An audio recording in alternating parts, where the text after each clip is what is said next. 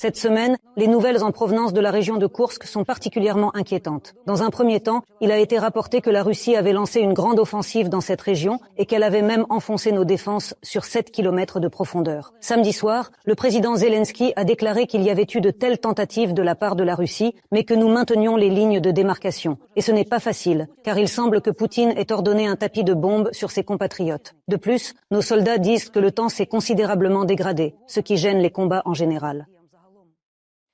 Dans le même temps, selon le chef d'état-major, la Russie a déployé près de 50 000 soldats dans la région de Koursk, les retirant d'autres zones, ce qui, selon le général, a affaibli leur groupe, en particulier dans les régions de Zaporijjia, Kherson et Kramatorsk. L'idée de l'opération Koursk fonctionne donc.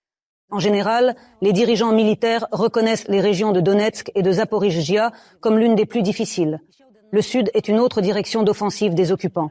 Nos sources affirment que les Ukrainiens ont perdu quelques bastions dans la région de Berdiansk. La stabilité des unités ukrainiennes dans cette région a une importance cruciale, estime le président. Dans la région de Kharkiv, cependant, la ligne de front se rapproche lentement de la frontière russe, selon notre envoyé spécial Andriy Tsaplienko.